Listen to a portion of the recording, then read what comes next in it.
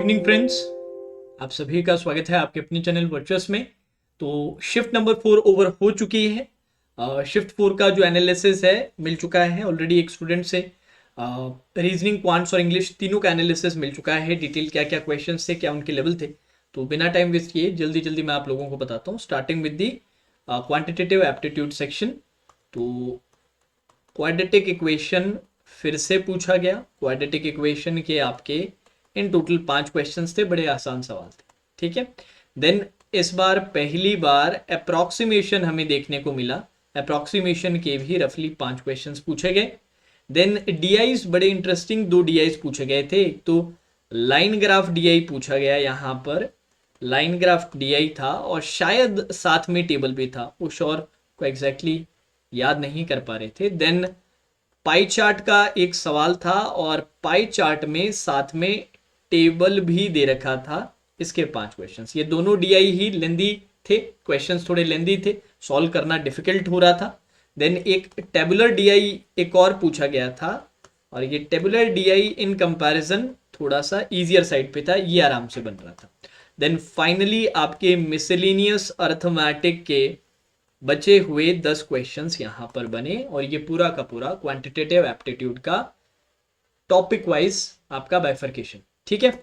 Then अपने reasoning पे आ जाते। रीजनिंग बड़ा स्टैंडर्ड सा पेपर था, मिसलिनियस कम था, पजल्स वगैरह ज़्यादा थी, तो मिसलिनियस का पहले पार्ट कंप्लीट कर लेते। चाइनीज़ कोडिंग जो हमारी रहती है सब्सटीट्यूशन वाली, जो प्री लेवल कोडिंग है, उसके 5 क्वेश्चंस पूछे गए। देन इसके अलावा इनइक्वालिटी सिलॉक्स नहीं बताया उन्होंने। ऑर्डरिंग का एक शॉर्ट पजल ज़रूर पूछा गया था। ऑर्डरिंग का एक शॉर्ट पजल पूछा गया था, यहाँ से लगभग 3 सवाल थे। देन ब्लड रिलेशन का भी जो हमारा फैमिली ट्री का शॉर्ट पजल रहता है वो भी यहाँ पर पूछा गया और उसके भी 3 सवाल पूछे गए। देन अपने बड़ी पजल्स पे आ जाते हैं। बड़ी पजल्स बारी बारी से टैकल करते हैं। 6 मंथ्स दे रखे थे और 6 मंथ्स के साथ एक वेरिएबल था और टोटल अपने 6 पर्सन्स थे। आराम से बन रहा था, कोई प्रॉब्लम नहीं आ रही थी। अगर आप देखें तो ऑल्दो वेरिएबल साथ में है बट नंबर ऑफ पर्सन या फिर जो मंथ्स हैं वो 6 ही है। देन इसके अलावा आप लोगों से फ्लोर फ्लैट का पूछा गया, जिसमें 3 फ्लोर्स थे और 2 फ्लैट्स थे। अब क्योंकि यहाँ पर 6 लोग हैं तो 6 लोग आए हैं, तो साथ में इसका मतलब एक वेरिएबल भी आएगा, तो साथ में एक वेरिएबल भी जोड़ा और ये सवाल में भी बहुत ज़्यादा इशू नहीं हो रहा था।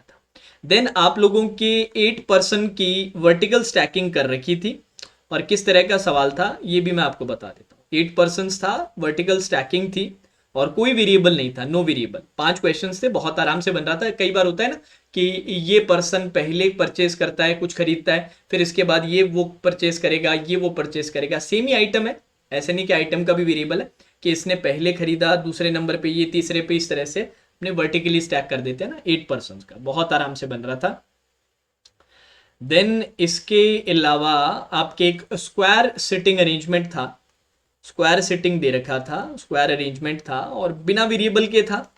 8 पर्सन्स, 4 लोग आपके मिडल में बैठे हैं, जो मिडल में बैठे हैं वो इनसाइड फेसिंग है और 4 आपके कॉर्नर पे है, कॉर्नर वाले आउटसाइड, या वाइस वर्सा हो सकता है, पर कोई वेरिएबल नहीं था और बहुत ही स्टैंडर्ड अरेंजमेंट। ठीक है जी। अब इसके अलावा कुछ मिसलिनियस का पार्ट था, जिससे जैसे कि पेयरिंग का एक क्वेश्चन पूछ रखा था, अल्फाबेट पेयरिंग का। ठीक है। देन मीनिंगफुल वर्ड वाले का आपका एक सवाल था। देन इसके अलावा, हाँ, मुझे इतने बताए उन्होंने, तो इसके भी एक एक क्वेश्चन और थे। तो इतना उन्होंने रिव्यू दिया। तो 5 3 8 8 3 11 11 5 16 5 21 21 5 26 26 5 31 31 और 2 33, 2 और मिसलिनियस के ही क्वेश्चन होंगे मोस्ट प्रोबेबली। तो ये पूरा का पूरा रिव्यू था। देन इंग्लिश पे आ जाते हैं फाइनल। इंग्लिश में आरसी था। आरसी आपका सेंसस पे बेस्ड आरसी था और 8 to 9 क्वेश्चंस यहाँ पर पूछे गए थे। देन आपके क्लोज टेस्ट भी यहाँ पर पूछा गया था। क्लोज टेस्ट के रफली 7 क्वेश्चंस उन्होंने बताए। देन आपके मैच द कॉलम के कुछ सवाल थे। मैच द कॉलम के इन टोटल 3 सवाल उन्होंने बताए। देन आपके सेंटेंस इंप्रूवमेंट का भी एक छोटा सा सेट था। इस पे 3 क्वेश्चंस पूछे गए थे। देन इसके अलावा आपके एरर डिटेक्शन का था, एरर स्पॉट करना था, डिटेक्ट करना था कि कहाँ एरर है, उसके रफली 5 क्वेश्चंस थे। तो ये इंग्लिश का रिव्यू उन्होंने बताया, ठीक है। तो ये अपने तीनों के तीनों सेक्शंस का था। अब यार देखने को वैसे जनरली ये मिला है, देखो रीजनिंग का तो ऑल्दो अगर हम मिसलिनियस का पार्ट देखें तो कम है, बट जो पजल है वो पजल इजी है, पजल जो है वो उतनी मुश्किल नहीं लग रही। तो 25 एक तो क्वेश्चन यहाँ पर अटेम्प्ट हो ही सकते हैं। क्वांटिटेटिव एप्टीट्यूड में 5 5 10 तो यहाँ पक्के, इसमें से एक डी आई, 5 10 15 15 और 20 एक क्वेश्चन मेरे ख्याल से यहाँ पर अटेम्प्ट किए जा सकते हैं। इंग्लिश का मुझे आज सच कोई इतना आइडिया है नहीं एग्जैक्टली। उन्होंने तो इंग्लिश में अटेम्प्ट किए थे 22 क्वेश्चंस अटेम्प्ट किए थे, इंग्लिश में उनके 22 थे। रीजनिंग में उन्होंने 27 क्वेश्चंस अटेम्प्ट किए थे और क्वांटिटेटिव एप्टीट्यूड में 21 क्वेश्चंस अटेम्प्ट किए थे। तो एक डिसेंट अटेम्प्ट है। 21 27 आपका 48 और 22 60 क्वेश्चंस का विद एक्यूरेसी का अटेम्प्ट है। तो आई एम होपिंग कि एग्जाम वो क्लियर कर लेंगे, ठीक है। तो ये चौथा और फाइनल शिफ्ट था आज के दिन का। अब कोशिश करूंगा अब मैं इसके बाद कि आप लोगों के लिए मेमोरी बेस्ड पेपर तैयार करूं, पीडीएफ में तैयार करने की कोशिश करूंगा।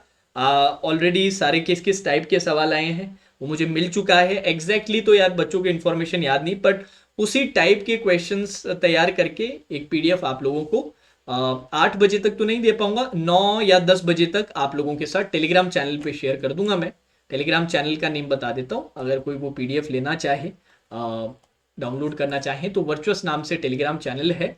रात को 9 से 10 बजे तक कोशिश करूंगा कि आप लोगों को वो पीडीएफ में प्रोवाइड कर दूँ, ठीक है। अब जाने से पहले ऑलरेडी गाइडली ने आप लोगों के लिए जो अर्ली शिफ्ट्स थे ना, शिफ्ट 1 शिफ्ट 2 के बेस पे memory based mock already upload कर दिया है। इंग्लिश वालों के लिए 4 साढ़े 4 बजे ही वो अवेलेबल करवा दिया गया है और हिंदी वालों के लिए 7 बजे तक करवा दिया जाएगा, ठीक है। तो सभी इसका फायदा लें। आप चाहें तो लाइव मॉक भी दे सकते हैं, चाहें तो पीडीएफ डाउनलोड करके खुद से सॉल्व भी कर सकते हैं। लिंक मैंने नीचे डिस्क्रिप्शन में दिया है, वहां से आप सीधा जाके इनके ऐप या साइट पे सीधा विजिट कर सकते हैं और लाइव मॉक भी दे सकते हैं, पीडीएफ भी दे सकते हैं, साथ में सॉल्यूशन भी डिटेल्ड ऑब्वियसली मिलेगा और फ्री है। तो छोड़िएगा नहीं, स्पेशली जिनका कल एग्जाम है या जिनका 27 तारीख को एग्जाम है, एक बढ़िया एक रेफरेंस मिल जाएगा, एक अच्छी प्रैक्टिस भी हो जाएगी, ठीक है। तो चलिए guys, now that's all for today session, take care.